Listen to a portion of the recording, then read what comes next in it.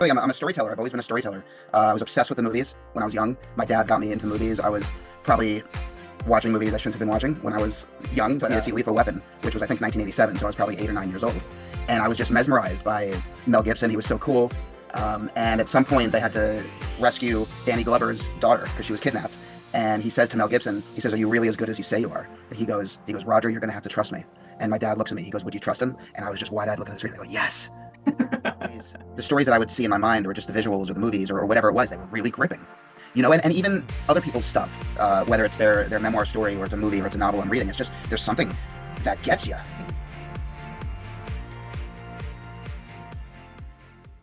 Welcome, everybody, to episode 13 of Off the Deep End. I have Richard Squires here with me today.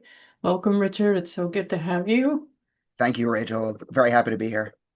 Great. So, Richard, please tell us, where are you joining us from today, and anything else you would like to make my audience aware of about your backstory before we get into the here and now and all the exciting things that you're doing presently? I live in Springfield, New Jersey. Grew up right nearby in Short Hills, New Jersey, and here with my family, my wife, my son, my daughter, my two cats. Really, I'm a storyteller. I've always been a storyteller. I was obsessed with the movies when I was young. My dad got me into movies. I was probably watching movies I shouldn't have been watching when I was young, but was into The Godfather and Pacino and De Niro, and just really was mesmerized by the films. Quick anecdote that my dad always likes to tell is he took me to see Lethal Weapon, which was I think 1987, so I was probably 8 or 9 years old, and I was just mesmerized by Mel Gibson. He was so cool. And at some point, they had to rescue Danny Glover's daughter because she was kidnapped. And he says to Mel Gibson, he says, "Are you really as good as you say you are?" And he goes, "Roger, you're going to have to trust me." And my dad looks at me. He goes, "Would you trust him?" And I was just wide-eyed looking at the screen. I go, "Yes." So I was so into the stories, and then as I moved up through high school, I got into like writing fiction and poetry, and then I studied literature in college and just pursued a storytelling career. Beautiful. So have you, with the storytelling that you enjoy doing, are you a published writer? Yeah, I've published a number of stories, Oh, great. and I have a number of unpublished stories and novels. Don't we all? Yeah. Those of us that write anyway. And of course, as you can probably tell, that's one of the things that Rich and I connected on is the love of storytelling. I started with that very young as well. I think all children just, naturally enjoy a good story, getting lost in a good story. When did you get to the point where you actually decided you wanted to tell the stories? You knew that you enjoyed absorbing them and watching them and reading them. When did you decide this is something I want to do? At some point, my dream was to become a film writer and director. And it was probably kind of early on, maybe in middle school. I was always talking about movies. I'm just one of those guys who it's like somehow the conversation goes to movies. And when I'm with my brother, Rob, we're always quizzing each other, saying a line from a movie. What was this from? What was that from? So I always had movies going in my head. And then in high school, um, I don't know, when I got to college, I saw that my experiences in high school were pretty cinematic.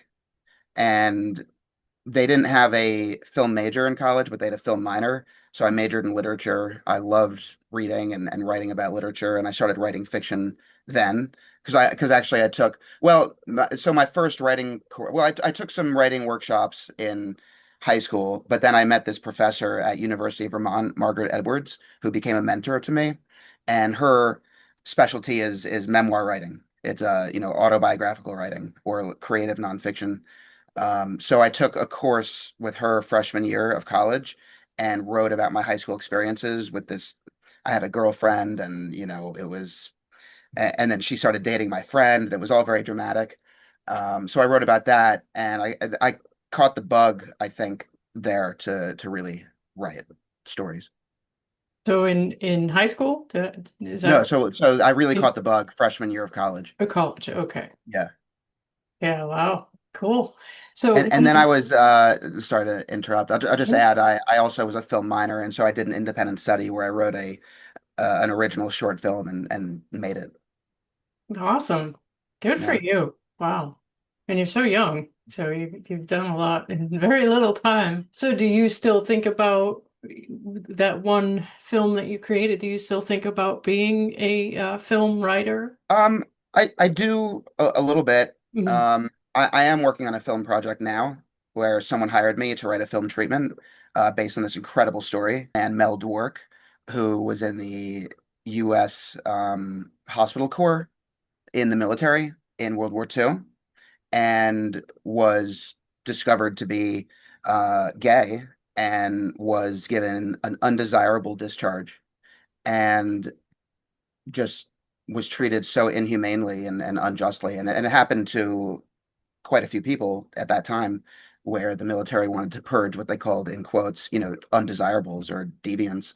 But he was the first American military man ever to have his undesirable discharge reversed to an honorable discharge, which happened decades and decades later.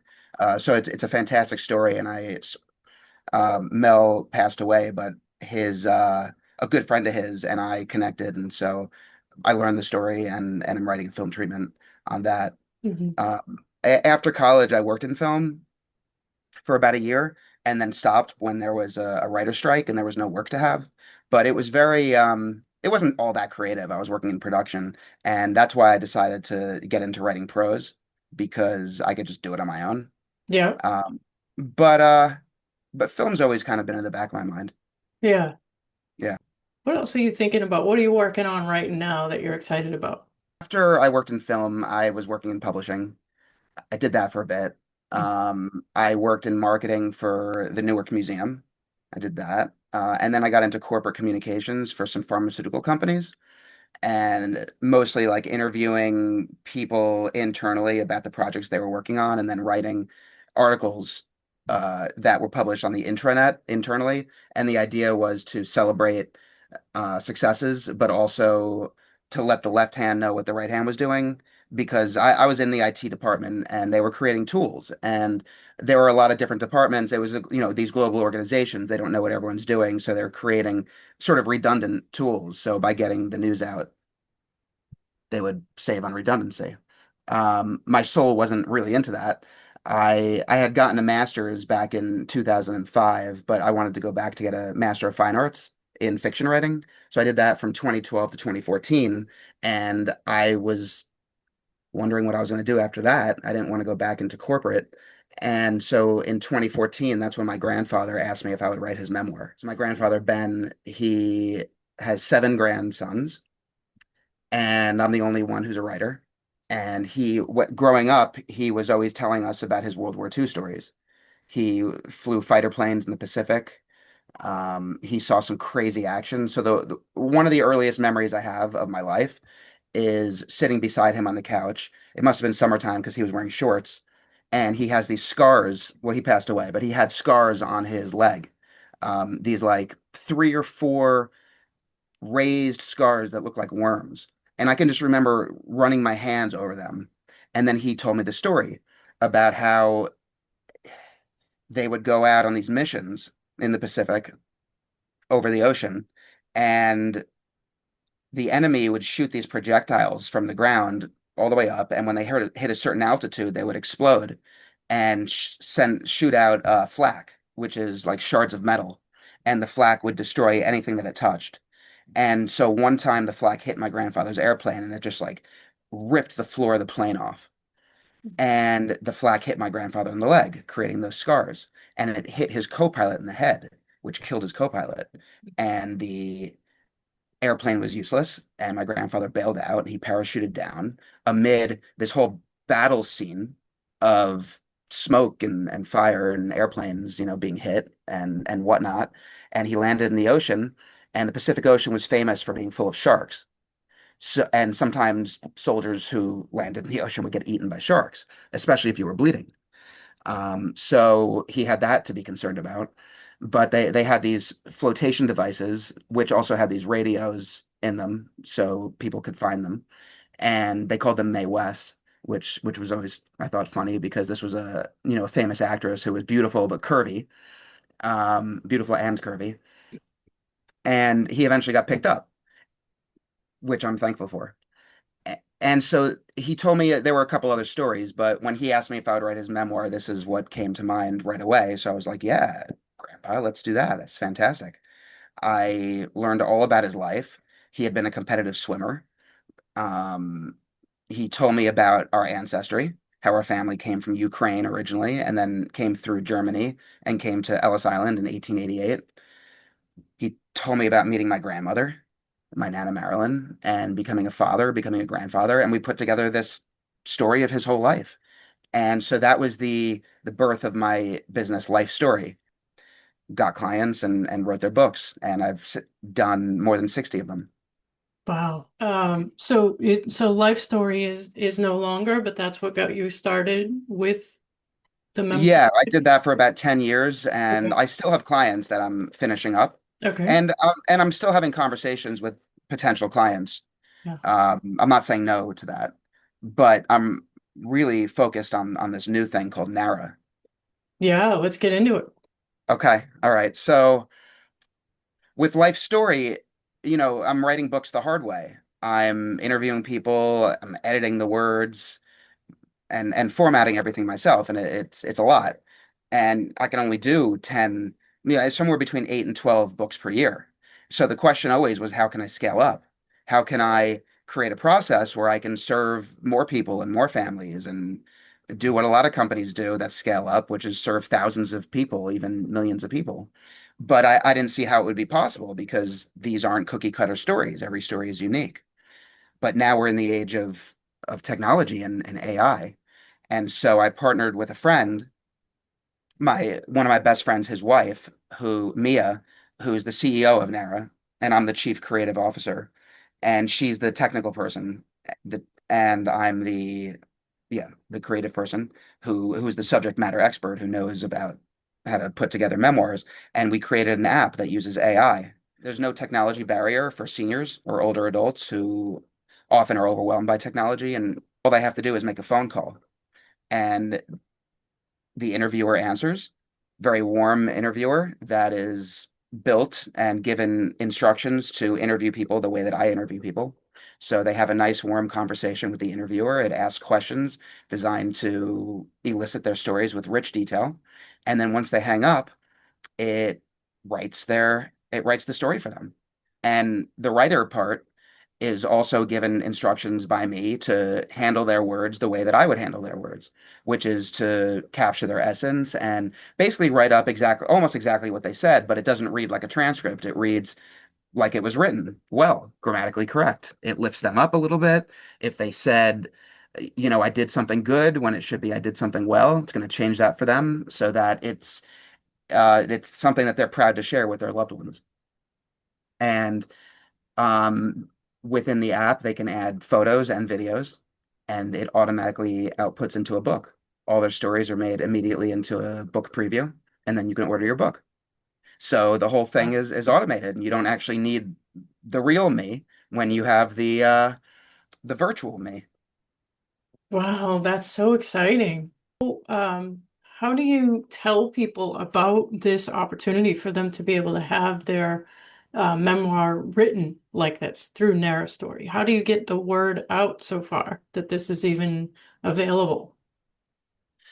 We've been networking. It's a lot of, on the ground, in person and virtual networking groups. Hmm. And we met through a networking partner, Yes. which was fantastic. So it's that, and we're always trying to. Well, I like to do presentations at senior homes. I like to get in front of older adults and meet them. I love all my clients. We form, through the 60 plus memoirs I've written, I've become friends with all of my clients, and we just form like great bonds. And so I just love it. I love hearing the stories, learning, about not just history, but people's firsthand accounts of where they were and how life was and how the world was. So I enjoy getting in front of them and I tell people about Narra. I show them how easy it is to use. And after that presentation, I offer these story circles, which is like a storytelling program. It's usually 6 or 8 sessions, and it's for dedicated storytelling time. So we meet sometimes in person or sometimes virtually for these hour-long sessions. I have a syllabus that I make with different like prompts that take you, from your earliest memories up to the present, reflections, um, things you want to, wisdom you want to share with your family, and everything in between. And they show up, I give them the prompts, and then we have this dedicated storytelling time so that by the end of the program, you have enough material for a full book and you can print it. Anyway, that's how I get the word out. Yeah, by presenting and talking. Wow, that's amazing. So, if you could walk me through the process, like from start to finish. So, someone gets a phone number for Narrow Story, calls that Yes. number, Yep. and the AI program walks them through these different prompts to tell their story, correct? Yes, yes. So, right, for older adults, they can just simply call the phone number. Okay. But what happens really the first step is to create a profile. So you would go on the website or you would have someone help you go onto the website, and it's very easy to create a profile. You just put in your name, your phone number, your email. The phone number is how we identify you. So when you call from that phone, we know who you are. Gotcha. Okay. And once you create a profile, you have your own page. And so all the stories that you create show up on that page. And it's on that page that you can upload photos and videos, and you can edit stuff there, and you can do it on your phone. You can also do it on the computer. But from there, yeah, you just call the phone number and Nara answers and says, "Hi, so and so. Hi, Rachel. Great to hear from you again. I'm excited to hear your stories. Do you have a story in mind you'd like to share with me, or would you like me to suggest one?" And then Nara has an entire reference guide of the interview questions that I've always used. I basically created my own, built my own like database of questions, divided up into the different chapters from your ancestry to your what you know about your grandparents, what you know about your parents before you were born, your like adolescence, earliest memories, I mean childhood, then adolescence, education, your career, your love, your parenthood, whatever, military. And so whatever avenue you go down, the interviewer can access those questions. And it's a dynamic interviewer. So it's not just like question and answer, question and answer. Uh, it the it has instructions to like follow up on each thing that you say. So, you tell about your earliest memory, and it's going to ask you like 2 or 3 follow-up questions to get more depth, more detail, because Yeah. people need that kind of help because you don't just on your Right. own put out all the good detail that you need to give. It's really it's like generative. So being asked questions is a great way just to jog your memory and get you to think of more details that will create a richer story and better, more engaging reading. Yeah, absolutely. Brilliant. Brilliant. So I'm curious, have you tried this on yourself? Yeah, Yeah. yeah. I have my own page. I have my book is like 120 pages right now, Awesome.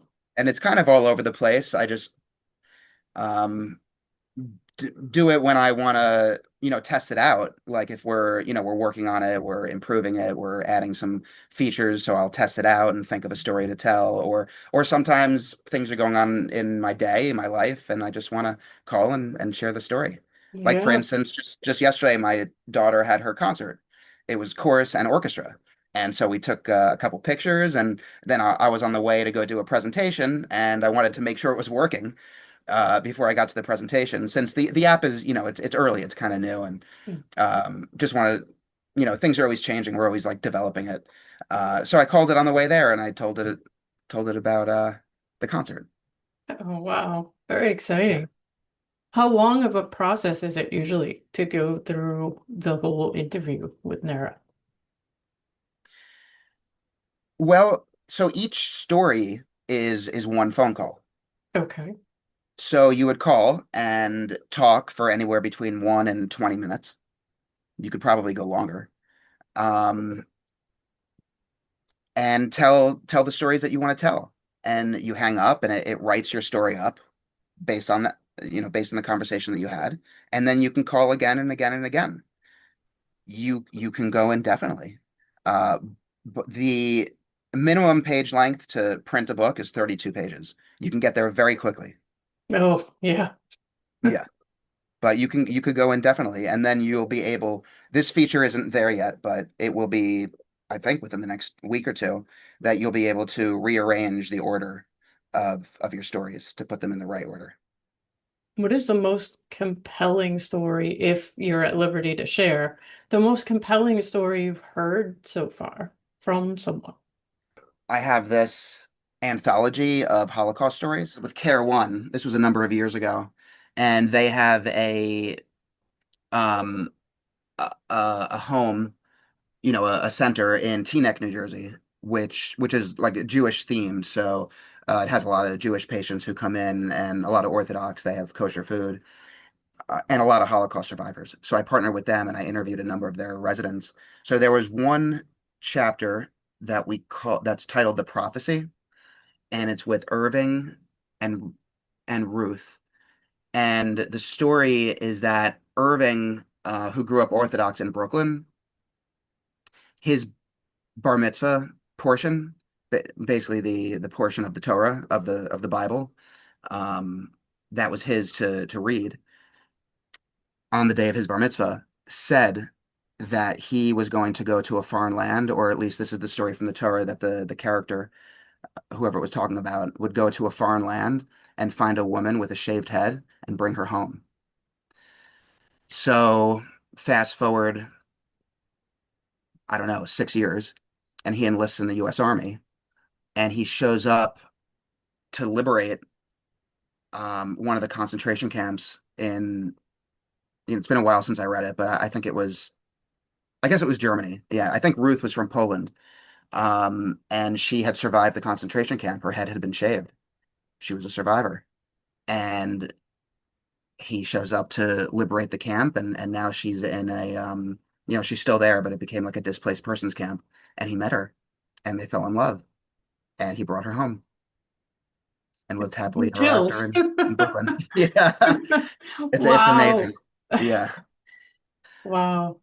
Yeah. An incredible tool you've developed for people to be able to share their stories like that. That's something that obviously, because we didn't have the technology, years ago, it's something that, the next generation is really going to be able to reap the benefit of. I know what it is to be related to someone who is, on their deathbed, and you're just learning things about them, things they never shared with you before. And you kind of wish there was a way to capture those stories, those details, before they leave this earthly realm. And so, I commend you so much for having the vision, and putting this into place for people. It is incredible on its own already.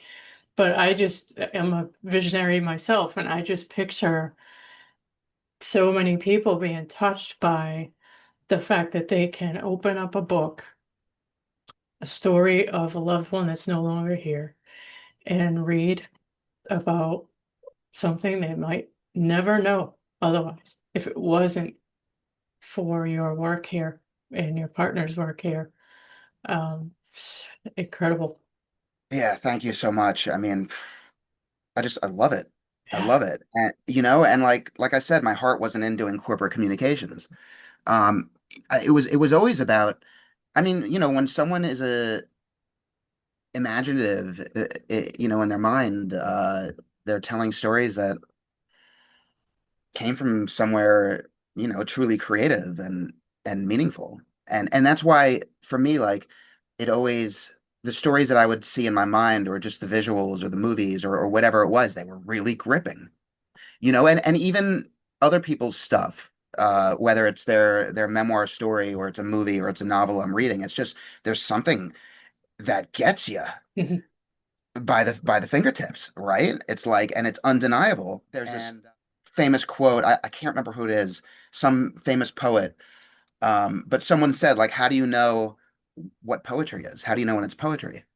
And her answer was, when the top of your head blows off, you know it's poetry. And Wow. like I feel that. I get the chills in my head.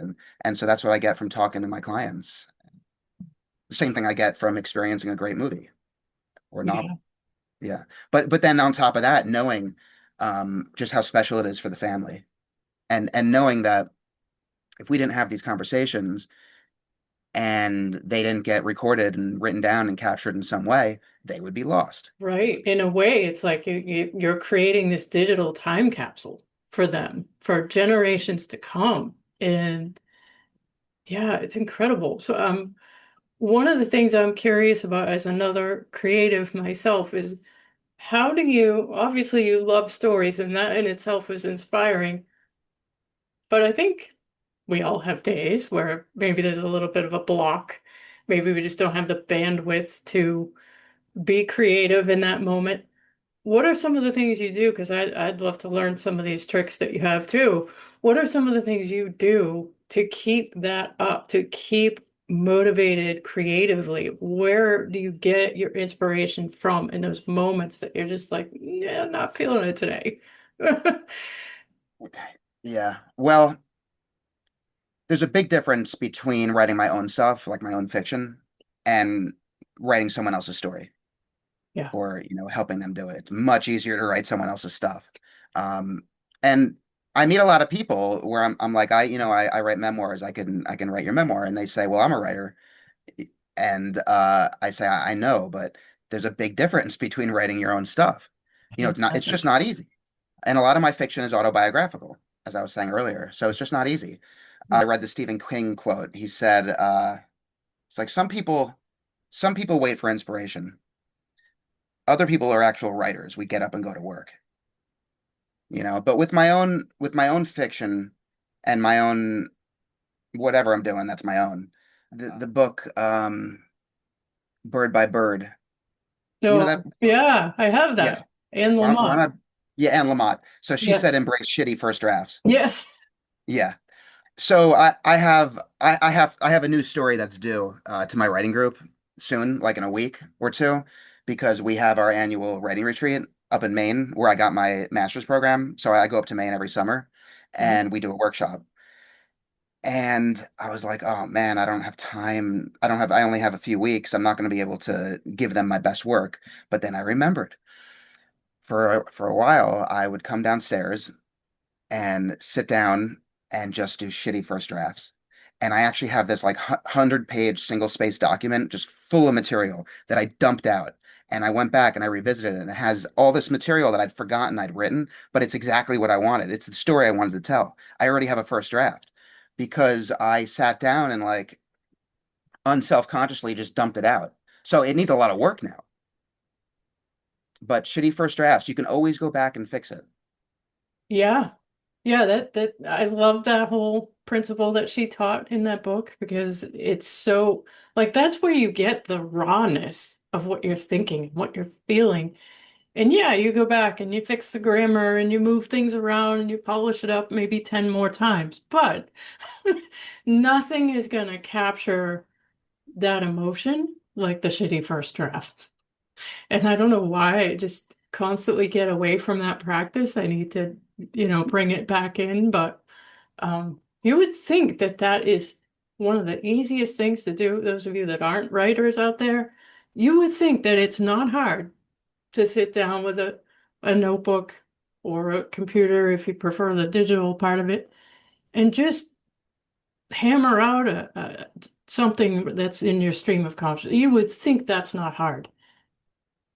But it's amazing how tempted you are to censor and self-edit and all the things, not to mention all the distractions that come up and all the, internal dialogue that's going on. What are you doing? Nobody's ever going to read this. Nobody gives a shit, literally. Um, but it's harder than you think. So good for you for sticking with that. Yeah, it's really hard because you constantly know what you hope it will become, what it could be, and that gets in the way, right? Yeah. You need to free yourself up. And I tell this to my students too, because I tutor and I used to teach, but I tutor writing. It's like relax, take it easy. Just put words out there. Like you have an idea of what you want to say, just dump it out. We'll go back. Yeah. Do some planning, sure. But in terms of my work, my day-to-day memoir writing work. Well, like I said, it's easier. It's not like writing my own stuff, but sometimes it's hard. It can be a slog. But it's nice. It's more just, it's my day-to-day. It's my 9 to 5. So that's nice. And it reminds me of another Stephen King quote. He said, "A bad day writing is better than a lot of days doing, good days doing other things." So I sit down and, you know, Yeah. work with my clients' words. Yeah. I Yeah. love that. I think I may have said it when we first met, but for me, like it's not so much about the writing. Like when I was growing up and I started writing, it was a form of self-expression. It wasn't necessarily that I loved writing. I just loved being able to express myself. I felt like even if nobody read it, I could at least feel like everything was just not in me and on me anymore. I could just put it out there. And then I went to a writing workshop. I was sort of kind of tricked into it because it was really a workshop about speaking, which I had no intentions of doing. But it was interesting because the way they taught writing was to actually teach you how to create an outline for speaking first. And like I said, this isn't anything I would have opted into had I known that's what it was, but it turns out it really has served me, including in situations like this. It wasn't necessarily writing to write that I loved, it was the story part. So, one of the things I heard in that workshop is write what you like to read. That's what it is. Well, So, there's that Toni Morrison quote where she's like, write if you or something like write the story you want to read, or if the story that you want to read isn't in the world, then write it. I like that too. I like that too. This is specifically about genre. So if you're someone like yourself, you love a good story. So then obviously you're going to want to write and you thrive in writing fiction. You're not going to write a book that a professor is going to use at a college necessarily. You're going to write a story because that's what you love to read. And so, yeah, I don't know why I'm throwing it out there, but there it is. Um, But yeah, it's so true that writing someone else's story, highlighting someone else's story, it comes so much easier, especially in the fiction realm. That isn't something I've done a whole lot of. I did some, none that was published, but I know that probably a lot of people listening to this and watching this aren't necessarily writers.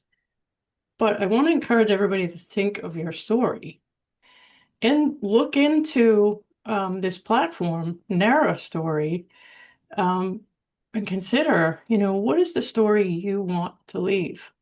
What is your legacy going to be? And it's kind of unrelated, but then again, it is related. Is that especially when we're talking about doing the shitty first drafts, right? Like, it says a lot, I think. It speaks volumes, literally, that can be so hard for some of us. Um, the temptation to self-edit and censor and things like that. And That slows sometimes you. I think that the more advanced we become in writing, the Yeah. harder it could be Yes. because we just know what we're capable of, and we Mhm. know where we want it to get. But there's a lot of work that has to be done to get there. You can't. It's not going to come out like that from the beginning. Right. It's iterative. Yeah. Yeah. Very true. Yeah. So, and one of the themes, obviously, of Off the Deep End is to highlight other people's stories. And I love that we've been able to highlight yours here today. But I want to encourage everybody to think along these lines is that you have a story. You have many, many areas in your life, if you stop to think of it, where you've had setbacks that you've transformed into comebacks. You have people in your life that have left an imprint that kind of you would be surprised that they'd leave such an impression the way they have. Um, in this digital age of constant distraction and being tethered to our devices, I think slowing down like we writers have to do and just quiet everything down and let things flow. And you'd be amazed what might come out of that. Maybe you'll find that you have a story that you want to write. And Rich, I love that you have taken that passion and turned it into a tool for the masses. Literally, I mean, the internet is everywhere. Anybody can use this tool. And that's just so beautiful. So thank you for Thank you. following that vision. What else would you like to share with us about the projects that you're into, or what? It sounds like the last couple shows I've done have been with people that have their hands in 50 different things, and you're no exception. You've got the memoir writing, you have the online platform, you've got writers groups. You're doing a lot. What else do you have to share with us? What adventures are you into? About Narra and about life story and all the memoirs that I've done is I think one of the benefits of telling your story, if you don't tell your story, someone else is going to tell it, right? But you get to tell it your way. This is like straight from the horse's mouth. And years ago, when I was thinking, what am I going to name my company? I was thinking maybe it could be the horse's mouth. But oh, I mean, one story can be told many ways by different people. You want to own your own story. You want that's going to become the truth. What's written is going to become the objective truth. There is no real objective truth. We all see it our own way. Two people see a car accident and they, describe it two different ways. So is there real objectivity? Well, history becomes what's written down. And so if you want to own your own history and own your story, and that's going to be how people remember you, then that's your opportunity. Also, just the benefits of it. I mean, the benefits are like infinite uh to the person telling the story and to their family receiving the story Yeah. because they say because first of all one of the reasons that I love sitting with seniors um slash older adults. I think maybe older adults is like the new phrase that's being used, but is the world doesn't move as the world of younger people is moving faster, and very often, usually, the younger people don't have the patience or the time to sit and just chat with the older adults, with their grandparents or great grandparents. And this is a way to show them that you care, that you're interested. They feel heard. They get to be nostalgic and reminisce, which is very healthy for the mind, the kind of thing that the more you do, it can ward off dementia. It's just a great activity, a great way to spend time. Um, sometimes family goes to visit their uh, loved ones at the place where they live, and they're sitting around. Maybe there's not too much to talk about. Maybe they don't relate so much, but this is a great way to get them to share their stories of life, and it's a really enjoyable experience for everybody. And then there's been studies that for younger people, if they know who and where they come from and just the tradition that they're part of, their family story going back generations, Yeah. that's good for them. It's good for their like self-esteem. They're not alone in the world. They're not free floating. They're actually part of something bigger than them. Mm. So these benefits are huge. Yeah, I love that. That's that last one that really landed beautifully.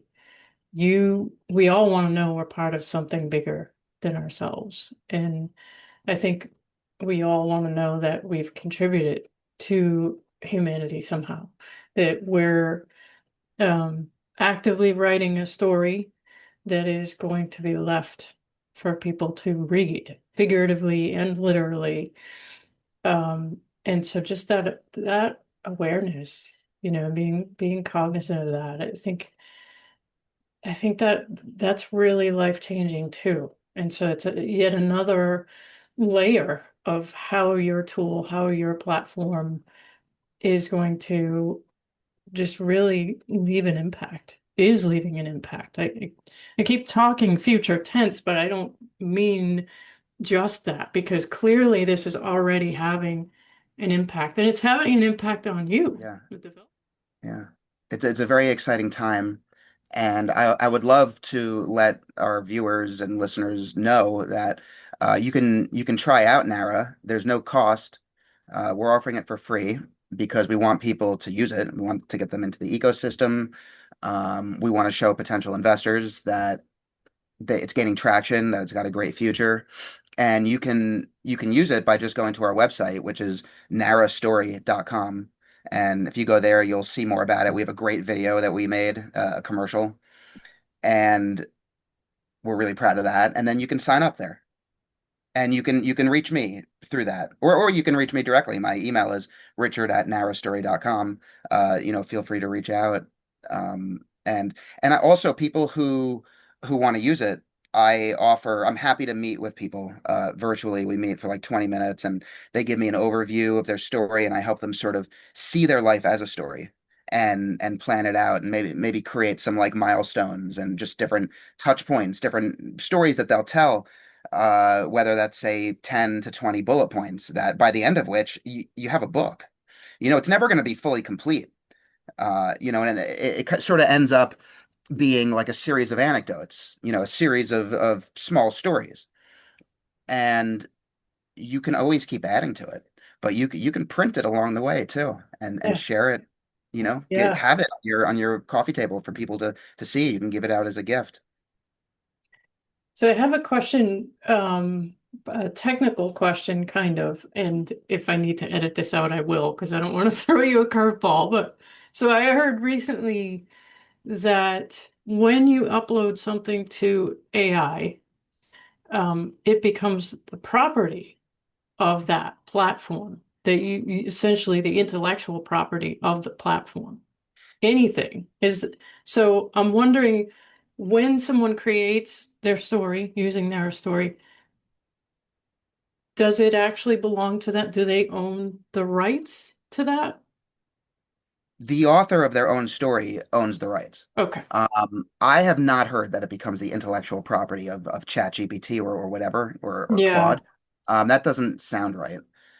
As far I, as I'm concerned, like with my life stories, mhm. the book, the copyright is owned by the client, who told the story.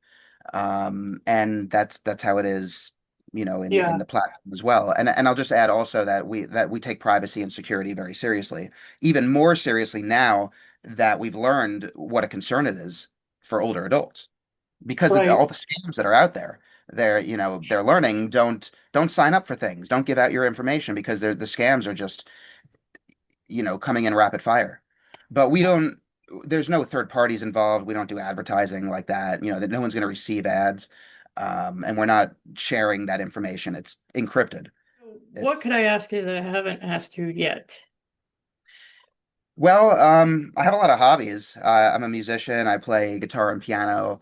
With some of the presentations that I used to do, I would bring the guitar in and sing some songs that relate to some of the anecdotes that I would tell about my clients' stories, my very interesting client stories. So, for instance, I have one memoir I did for Dr. Victor, who was a gastroenterologist and grew up in Brooklyn, just classic, Depression era Brooklyn, where they were playing in the streets and everyone was poor, but they didn't know they were poor because everyone was equally poor.